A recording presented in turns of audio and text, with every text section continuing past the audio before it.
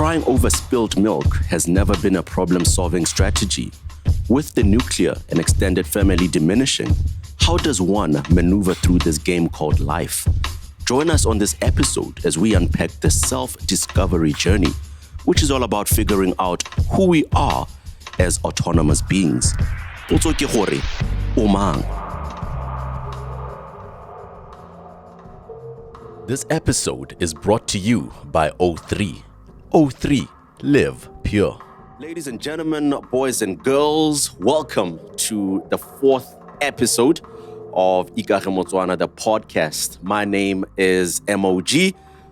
Always not alone. I'm with my co-host. I don't know if I can say co-podcaster. If that's a thing, if that's something I just made up, I need to go to SIPA and trademark that. Co-podcaster. Certified wellness coach, the beautiful, the super smart, ever so radiant, Agatha Atlholang. Hello. Hi, M.O.G. I love your intros, Waitzi. Thank you so much. I practice. I talk to myself when I'm driving, when I'm showering. I'm like, I need to practice. I need to make sure it's all right. The intro is everything. You're right. Proudly sponsored this episode by O3. Absolutely. Thank you so much for that. Like, subscribe, guys. Do what you gotta do. And here we are today with my boy M.O.G. And let's get cracking, boss. Ikage Motswana The Podcast, TikTok, YouTube, Facebook, Instagram. We are everywhere. All right? Make sure to like, click, share, and subscribe. Now, this is the fourth episode, boss lady. Yeah. In the previous 3 episodes, we zoned in on the nuclear and the extended family and the roles that those institutions play in our lives and in society, right? For someone who's just tuning in for the first time because they just thought, wow, these guys are very pretty and they sound smart. Not to say that you shouldn't go back and watch the 3 previous episodes. I'm sorry. Sorry. Yeah. Let's just give them an overview of the importance of the nuclear and extended family. Right. The importance of the nuclear family and the extended family and society as a whole was to integrate the child. Gore ngwana a gole in a way that the child would be able to live with themselves internally as a human being, be aware of their emotions, be aware of themselves, understand their role in society, as well as to be able to live with other people who are not their family by learning from living with their family members and interacting with their family members so that tomorrow, when you're out there on Facebook, on TikTok, on Instagram, you're showing up correctly, as opposed to what's happening today. Right now is just a mess. Yeah. But really, it was to integrate the child, for the child to be able to be a responsible adult and a responsible leader, and somebody who leaves a legacy kamoso a itse gore go na le kwa tswang teng, and that they are a representation of their family and the society at large. We've also sort of touched on, especially the previous episode, sort of how those institutions are sort of getting eroded. Yeah. Right? More single parent homes, more people going like, I don't need a man. More men sort of also saying, I just want somebody who can give me a child. Yeah. So I think, and you can correct me if I'm wrong, that it's safe to say that those institutions are indeed getting dismantled and they're getting eroded. Absolutely. Right? Now, without crying so much about spilled milk, Yeah. How do we move forward? How do we move forward as a people? I think what's very important to note before we even get there, emojis, to understand that consciousness, some people call it God, some call it whatever it is, but consciousness in its wisdom created and placed things for us, institutions for us, to help integrate us together with the family. Now, when you remove the nuclear family, when you remove marriage, when you remove all these institutions, you remove them at your peril as human beings if you do not substitute them with something else. Something better. So if you're going to decide that you don't want to have children, you want to move in this world alone, understand that the role of partnership with a man or a woman, the role of having a child was to help grow you and integrate you so that you don't become a selfish person. And that's really the purpose, ya go nna le bana, children, marriage, to learn that there's something more than you. So what are you going to substitute that with? How are you going to grow? So that's very important to understand, that whenever we remove things, we need to substitute them ka sengwe. Right. Now, because, like you're saying, these institutions are diminishing, we don't seem to care much about them, we don't know their importance. What is the way forward? Yeah. Now, we've got to understand that, like we spoke about this whole thing, depression the last time. In as much as we decide to remove everything, consciousness is going to come to our rescue. Institution. So what happens? Here we are. You're going to have to figure this thing out on your own. Right. Now, it's going to become your responsibility as an individual. You're going to have to understand the difference between who you are and what you are. Mm-hmm. Yes. You need to understand the difference between who you are and what you are. Right. Yeah. Now, from my experience in radio, I need to throw it in there. 10 years worth of that, by the way. 10 and years. You've done such a sterling job. Thank you so much. Yeah. In my experience from radio, yes, you know, not just with sort of paid for interviews. Yeah. Sometimes even sort of like a lifestyle or just trying to get to know someone type of interview. You would ask someone, please introduce yourself. Yeah. You know, say I'm talking to an artist. You know, who are you? And most of the time, not all the time, but most of the time, and probably 98. So 2% is very small. Yeah. It's usually I am so and so. I come from this village. I'm this type of graduate. This and this, this and this. Accolades. Yes. You know, and at some point I'm thinking there's nothing wrong with that. That's who you are. Yeah. So now you are bringing up, you need to know the difference between who are you and what you are. Yeah. So is there a difference? And what is the difference? Very, very good question. I like that you picked that up. So you're smart. Thank you. Yeah. So there's a big difference between who you are and what you are. Like you said, you know, I've also been on interviews with other people, and I've done it myself as well. Who are you? I have a PhD. I'm so-and-so. I have a PhD in this. I've got a PhD in that. I'm so-and-so's mother. I'm a mother. I work here. I'm a CEO. I'm a wife. You know, all these amazing things. Not understanding that is partly what we are. So what you are is the external. Who you are is internal. Now, unfortunately, especially as African kids, and I'll speak in the context of Botswana, as bana ba Botswana, when we're growing up in homes where we are told we should always value other people and put other people first. Absolutely nothing wrong with that.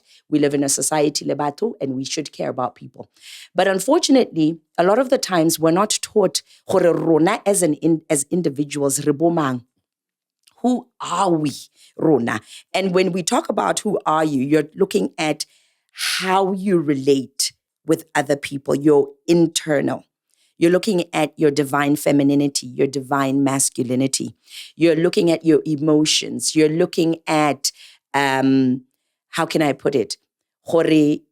Your level of consciousness. your level of awareness, how you view things, your perception of the world, You're looking at your values. What is it that you value as a human being?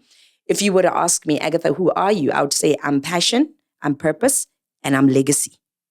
Say that again. Passion, purpose, legacy. I'm a very passionate person. I'm a very purposeful person. And I'm very legacy-minded. So in essence, everything that I do is built around these three pillars. I think I forgot one. And I'm also freedom. That's one of the reasons why I don't work a corporate job. I like my freedom. That is you are. Yes, that's who I am. I love to be able, I want to have my own time. I want to be able to do things as I need to do them, looking at where I'm going. So I might start off in corporate, but then afterwards venture off like I did and start doing my own thing. So who we are is described through our energies and our values, so to speak. What we are is described in us being mothers, us being fathers, us being sons-in-laws, daughters-in-laws, the positions that we occupy out there in the working space. Now, here's the thing. If you don't know who you are, you will not prosper in what you are. Right. Preach. You have to be able. So if I know who I am, if I understand myself, if I'm self-aware, if I'm conscious, if I'm self-actualizing, there's a way I'm going to treat my husband. There's a way I'm going to treat my children. There's a way I'm going to treat my society. There's an attitude I'm going to have towards work and towards my colleagues. So this whole thing, these arguments that we have, these what do you call these fights that we have, these ditontokwanenyana tse di mo di officing tse mo malapeng, di divorce tse, and all these things. These are a result of us putting forward what we are. That's why the woman will say, hey, now I have my own money and I have my own job. So you're focusing too much on what you are. But here's the danger. When what you are disappears, you're screwed. When that job goes, when you no longer have that money, when your wife dies, when you find out that you can't have kids, when your marriage is in trouble, what are you going to do? Because that's when who you are grounds you. Oof. I know. You've said so many coachables there. Yeah. If I remember who you are, sort of, if you don't know who you are, you can't prosper into what you want to be. Well said. Right? That's exactly it. Say that again. If you don't know who you are, you can't prosper into sort of what you want to be. This is why we had these institutions. Gore di re kanoke, di re epolle, di re baakanye, di re age. Gore re ha re tsena mo nyalong, re tlhaloganya gore di role tsa rona keng, we show up sentle as banna le basadi, ibile be re kgona go godisa bana ba ba nang le botho, bana ba ba nang le lerato, bana ba ba eleng gore ka moso ba kgona go itshetsa. Right. So the energy that I have as a woman, and when I understand my femininity, I show up for you properly with my feminine energy. When you understand your masculinity as a man, you show up. We don't even have to start talking about bills. Who's paying the bill? We don't even have to talk about who's cooking. We don't have to have those stupid little gender wars that are parading all over social media that just annoy me. Yes. As humans, we understand stories and we understand conversations. Yes. More when they're personal. Yes. So I want to ask you, Agatha. Yeah.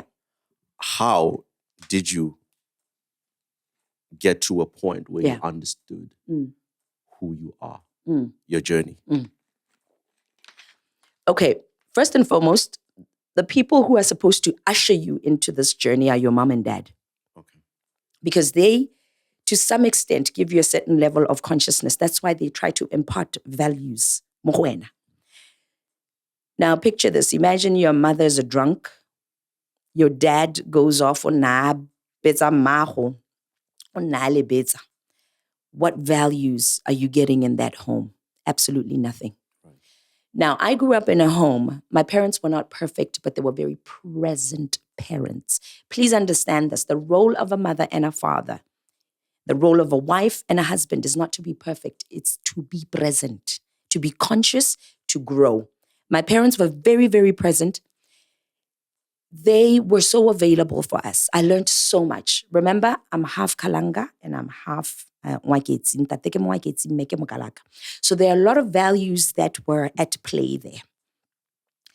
I knew that even though I was coming from an affluent home, that I had to share le bana ba bangwe. I knew that I had to give to other people. I knew that I had to give to myself as well. But I knew more that I had to share with other people who didn't have as much. Very attached to my mom, very attached to my father. And here's another thing. The problem is when you get so attached to your parents, because they don't show you to some level, as an individual, actually you're still under the care ya batsadi. That's why you get so attached. There's what we call attachment. Ha motsadi a setse a tlhokahala.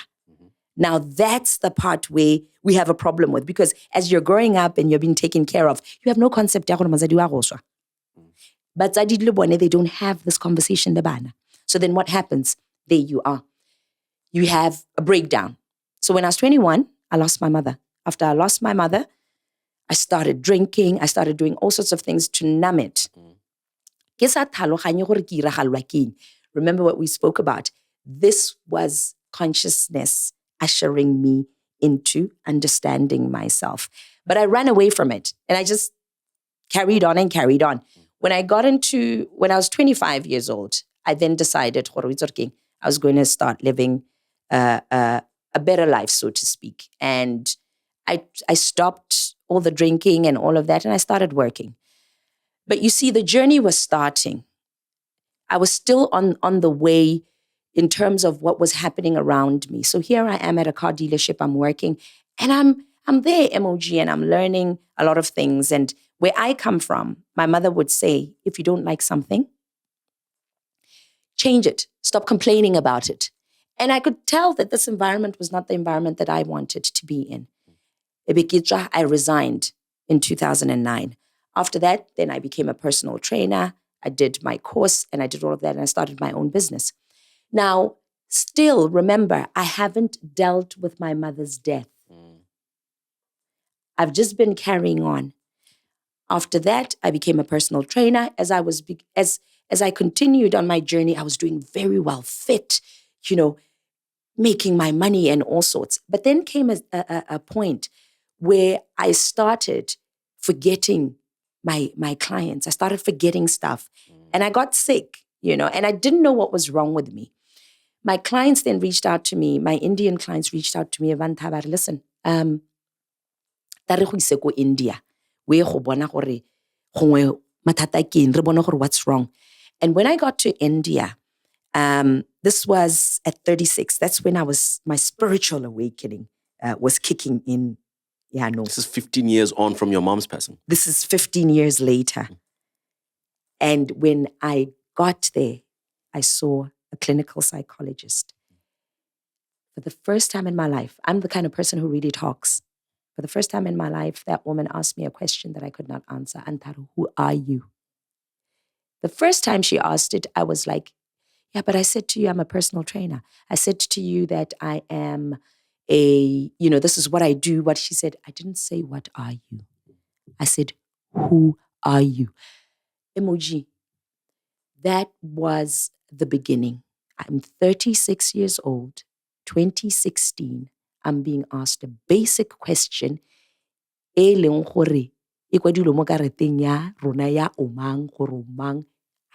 are you? I couldn't answer. Come to think about it, actually. Yeah. Omang, who are you? Now, as a life coach today, I ask my clients the same thing. No one can ever answer me. So this is a shared human experience. Right. Yeah. Right. Which means we are all going through this and we all have to figure out ourselves. So we need to understand the self. Now, previously, Yeah. we've talked about how different relationships, Yeah. right, are important for who you are, Yeah. and for what you are, Yeah. to sort of play out. Yes. Right? Yes. It could be the family, it could be at work, it could be, varsity. Yeah. Those are the different sort of institutions where that sort of plays out. Yes. But I want to understand, though. Yeah. And I hope my question comes out soon. Yeah. What is the catalyst for understanding who you are? Right? That is the first thing. You need to understand who you are. Yeah. What is the catalyst? Is the catalyst the relationship that you have with the university, which you have at school, that you have at church? What is the one catalyst that is there, that is needed for you to be able to start the journey? The journey. Is it the relationship with me? Is it with God? What is it? Right. And I don't want to sound spiritual or religious or anything like that. But I'm the kind of person who really observes things, and I can observe because I've gone on my own journey. And when I look at my own journey, I realize that people can't come to consciousness on their own. Something needs to happen to them.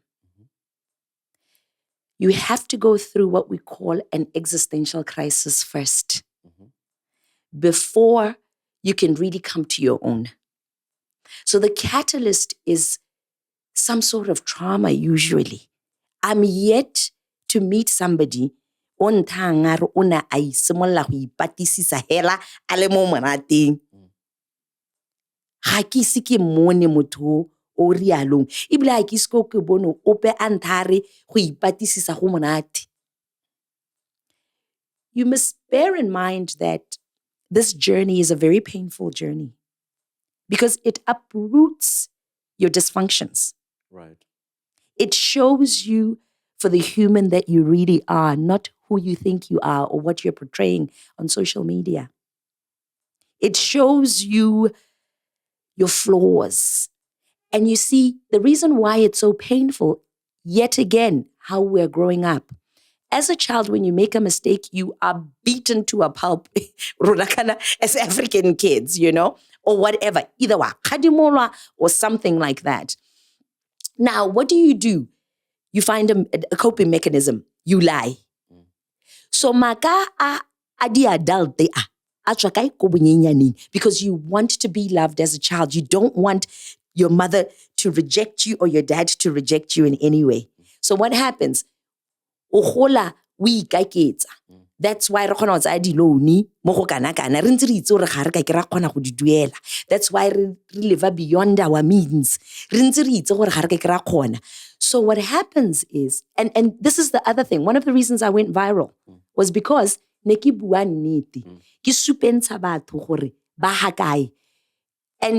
the backlash was from that. We grow up so disingenuous and so fake, so to speak, and so out of touch with reality that when reality comes, it's like a brick being thrown into your face. And this is why you go viral. You don't go viral because you're speaking truth. You're going viral because you're confronting a truth that people have for years and years been wearing this persona, this mask. So what's the catalyst?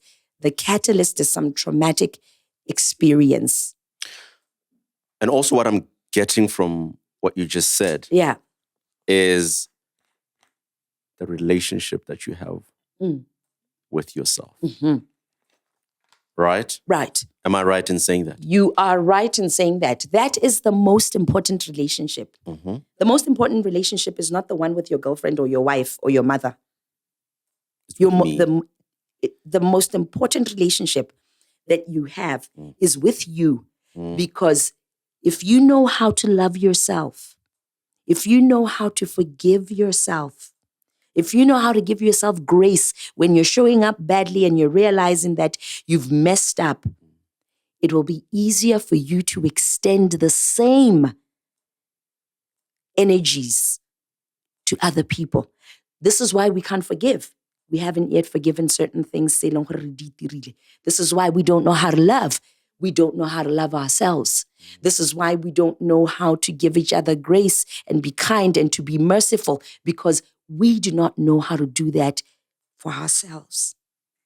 So how are we going to manage these relationships? The way these relationships are going, M.O.G, they are on track because they're showing us On your journey, yes, right? Were there things that you saw, yeah, right? yeah, Good or bad, yeah, that you had to confront? yes, And once you sort of figured out who you are, yeah. do those things still show up? Or does the power in understanding who you are, does it mean now those things that are flaws, Yeah, you can now use them as a superpower, yeah. per se? That's a very, very good question. On this journey, you are not going to recover 100%. I love this verse in the Bible somewhere. Well, I'm not going to quote it verbatim, but it's something to the effect, we are striving till that day of perfection when Jesus Christ comes.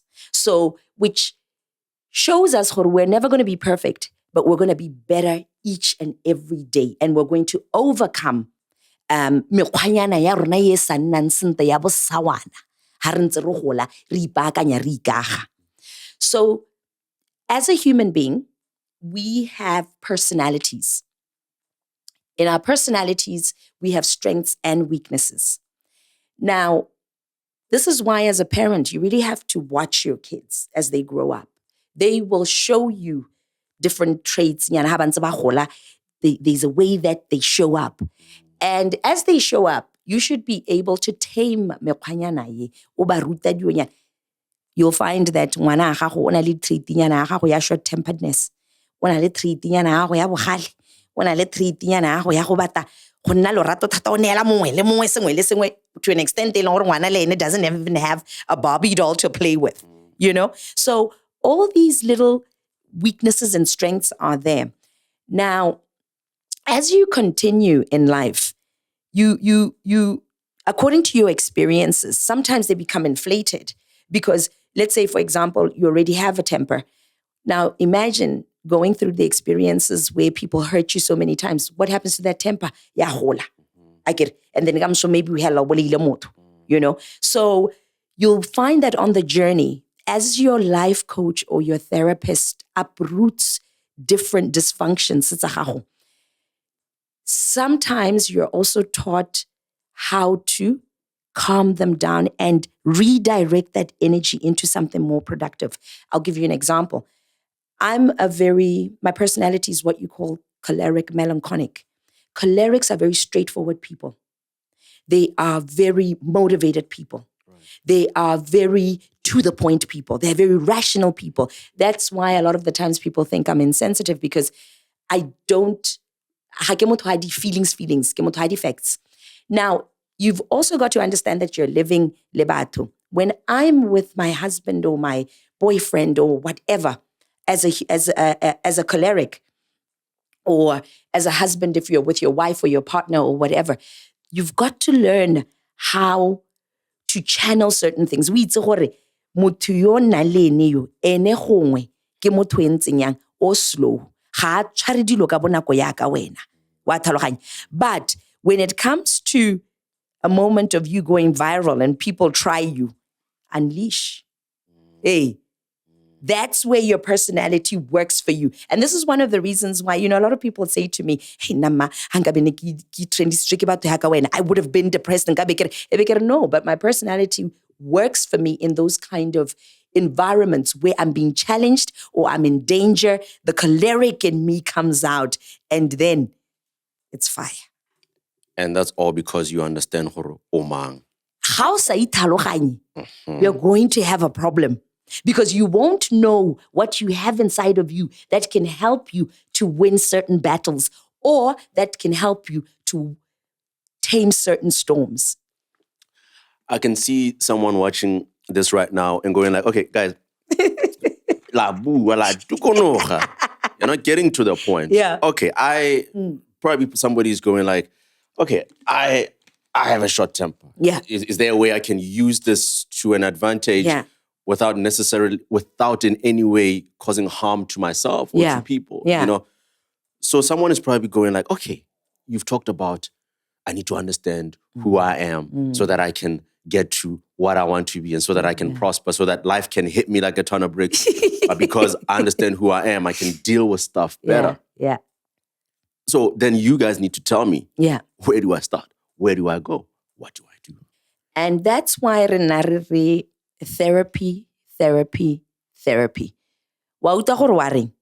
I've got a temper. Already there you can see or you've got a problem. First and foremost, when you're with your therapist or your coach or whatever, their job is to uproot that. Yes, the temper is there. It's a good thing, but why is it so inflated and why is it so intense? What happened to you?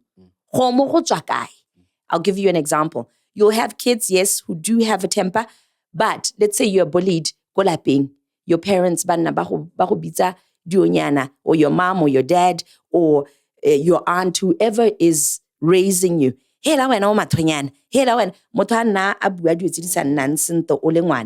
What happens? You go to school. How's that go school?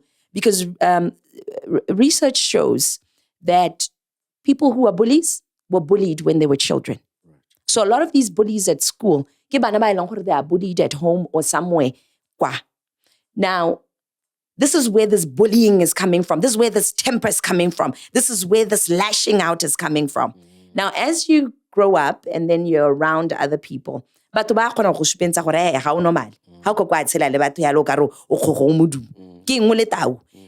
the more people talk about this, right? The more M.O.G, Agatha, you need to go and check this out. So when you go to your therapist, that's what they start. That's where they start.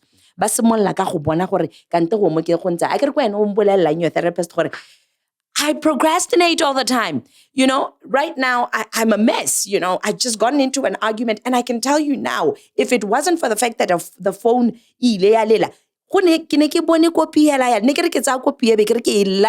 to my girlfriend, you can see. And that's why we go for therapy. That's why we go for coaching. That's why we go to mental health professionals. Because the thing is, you are lacking in self-regulation. You see? How does going on a journey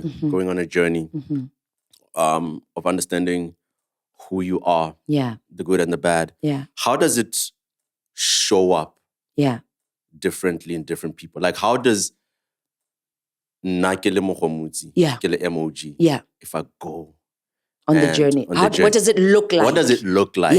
And for now, Agatha, how does it look like? How does it show up? How do you show up? Brilliant question. In other words. Now, with the women become very authentic.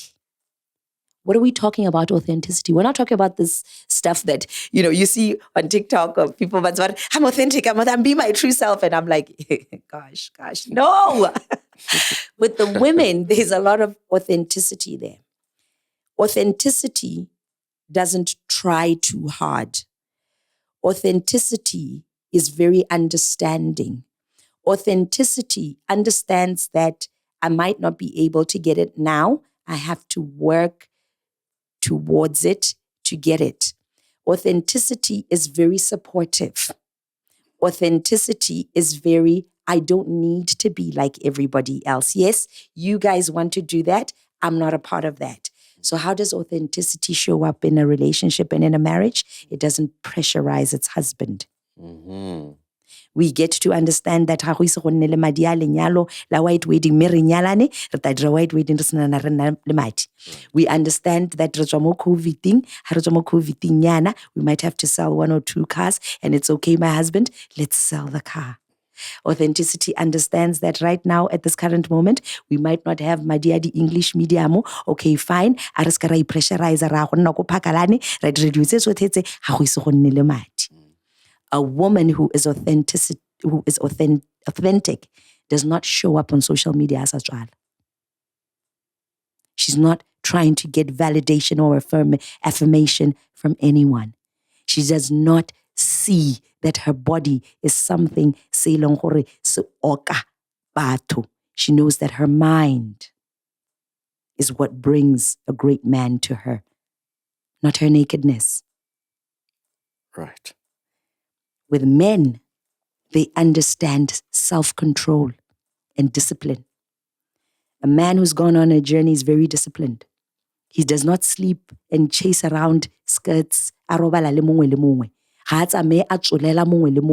because he understands that his seed is what he is going to leave here.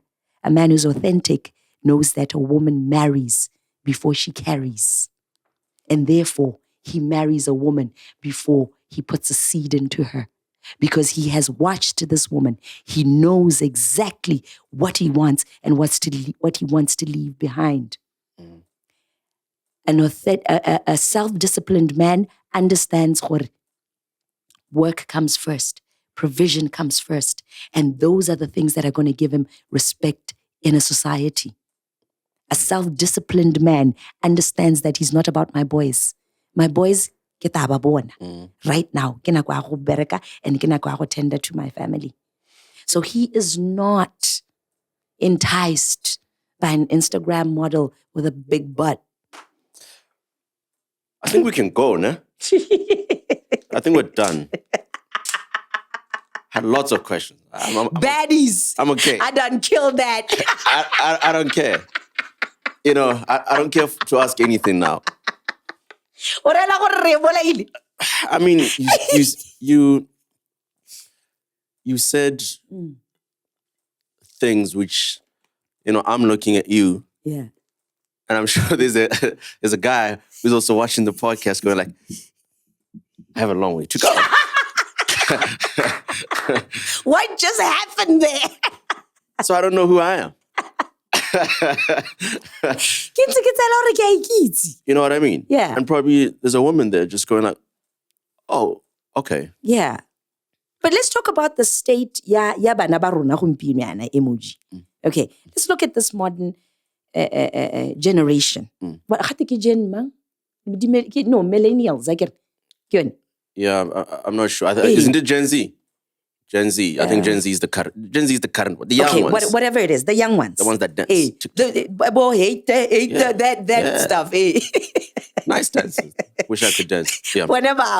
You know, I find TikTok to be very interesting because all of a sudden, because we're on TikTok now, I just go through it and I'm like, God damn. You know, like there's a lot going on here. If you look at today's generation, I think these guys are, in as much as there's a lot of dysfunction going on around, I feel like this generation that's coming, Oh, yeah? Yeah, because they're too quick to do things, and then they're going to come to themselves.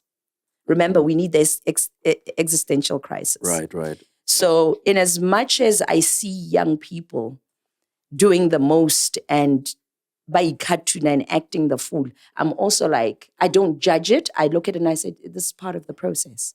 And it's the generation that goes to therapy a lot. Hey, also in their defense, this is a generation that wasn't parented properly, to be honest. Right. You know, you are looking at, I mean, I'm 42 right now. I'm old enough to have, let's say, a 21-year-old. We're looking at those, that's the generation. Now, what are the 42-year-olds doing?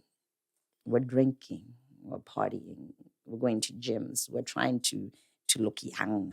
Looking for 22-year-olds. 22-year-olds, Right, you know? right. We're raising kids on our own. So In all honesty, what do we think what kind of generation do we think we're going to get? We are the generation that has been liberated. We think we're liberated from marriage. We have no understanding of the importance of social structures and everything. So the younger ones, by to some degree, botshelo bone bo tla ba parenta ka go ba tsisetsa these existential crises, and then ebe ba ikaga sesha, and they'll find a way. Yeah. So modimo ga alati, in as much as, let's say, I've been irresponsible, because you see, this is one of the reasons why I really felt it was important for me to go on a journey. I was looking for role models. There were no role models available. At 36, I could not find Motswana logically Ali in their 40s. Look at me at 40. I could not find a 40-year-old who advice to an extent remote podcasting, because because I know there are young people who nobody talks like this to them. Instead, they are encouraging them. If TikTok is full of 42-year-olds who are trying to show us that they are as young as their kids and they still got it, when they're supposed to be teaching bana. I mean, I'm always like, So in as much as that is happening, in as much as we don't have these role models, consciousness yone ita rupisa bana, because still ke bana ba modimo. God loves all of us. Because God will shame us through our children when our children have a better handle on life than we do.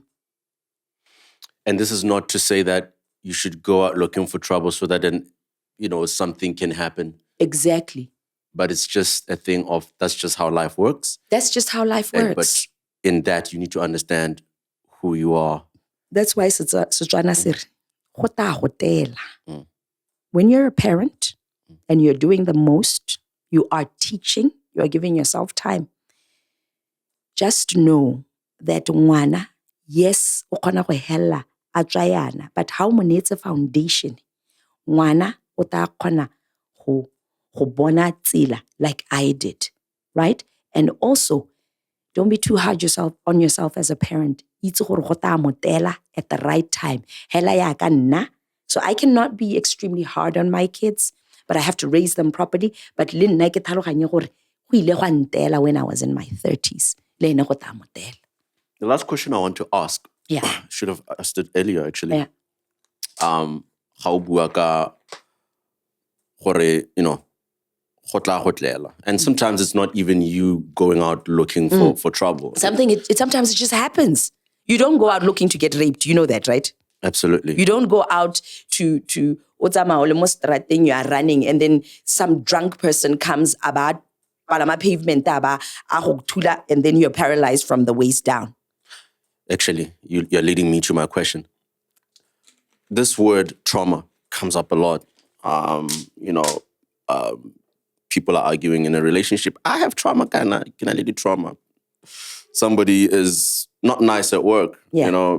Hey, bro, I think, and when they apologize, it's like, hey, man, can I lead to trauma? Do we know what traumas are? Is it possible for one to live life without trauma? Like, what is that? How do we trauma?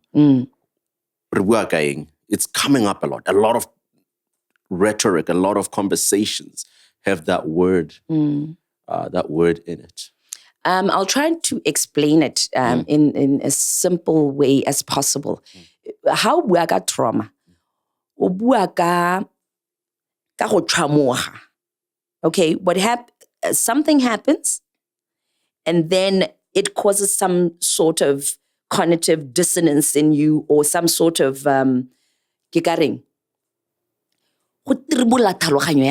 triggered. Hey, there's like a switch goes on. The switch goes out, and then after that, you then see the world differently in a very dysfunctional way, right? So, ha ile gore no go ntse go ntse ana, switch ntse e be go so sa teng se go iragala it then lights out and then ha o lebelle botshelo sentle. You have a warped and a distorted way of viewing reality. So it's something that happens to you that then causes you to see life in a very distorted way. And then as a result, it somehow can cause you to be dysfunctional either in thought or in action. Is it why sometimes, one of the easiest things we can talk about is relationships? Yeah. Is it where o kgona go nna le motho and it's so nice, it's honeymoon phase for 5, 7, many years. Yeah. Or it's just a good time. Yeah. And then one time something just happens and then what was that? Yeah. But we or you got into a situation. Yeah. Is that what you're talking about? It stays here. Usually what happens with what you're describing to some extent, okay, remember the situation where you're dating and let's say your wife was raped at some point because it was such a traumatic experience, let's say in her childhood. She then, because it was so painful, your body, your psyche is there to protect you. What's it going to do? It's going to put it into your personal unconscious, the subconscious mind. And it stays there. You don't remember it. You move, you grow, you become an adult, you get married, and then at some point, this thing comes out, right? And then, that's an example. You had gone through something that you had forgotten, put it away because it was painful. And then as you grow, that memory is going to come out, resurface, because that's your time to start the journey, right? And then the one that you were talking about, psychology teaches us that each and every one of us, only that the degrees are thing, the different thing. And if at the right time, you are exposed to just the right things, so we are different, but all of us, and this is why all of us, we need from time to time check in with a psychologist to see, are you okay? So how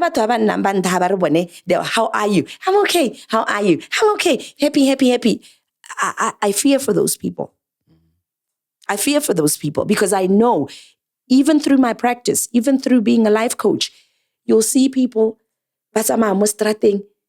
all made up, all put up, all, beautiful and everything. How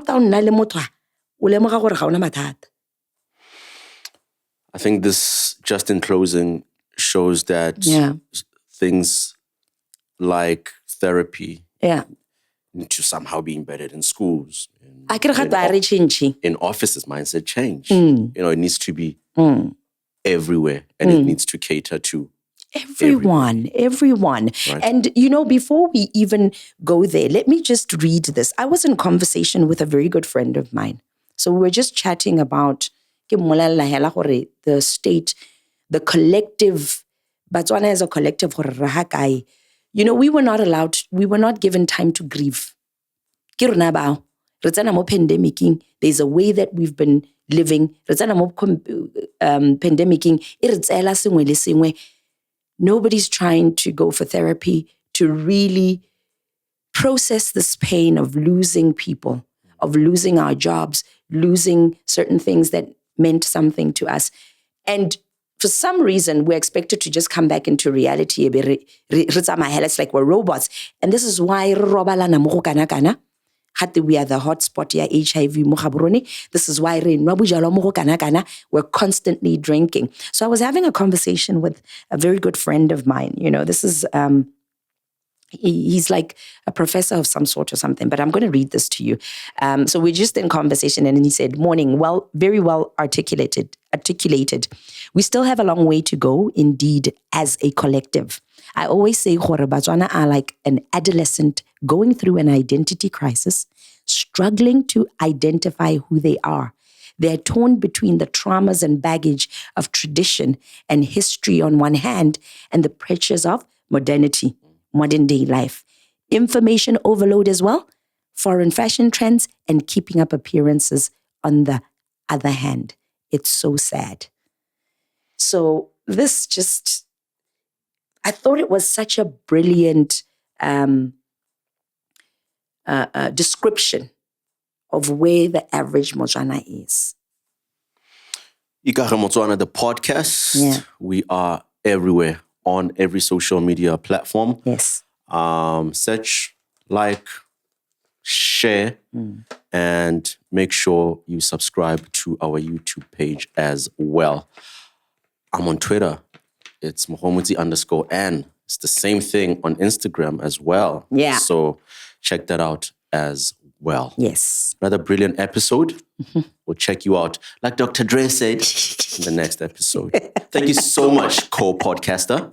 Thank you, Mogomotsi. I had a great time. Unfortunately, I'm no longer on Instagram and I'm not on Facebook. I am on Facebook, our work page, Ikage Motswana The Podcast, as well as what you call this, Ikage Motswana, where I advertise all of that. I think for me, I'm done with social media. It's not exactly where I want to be right now. I don't like the energy. I don't like what people are putting out there.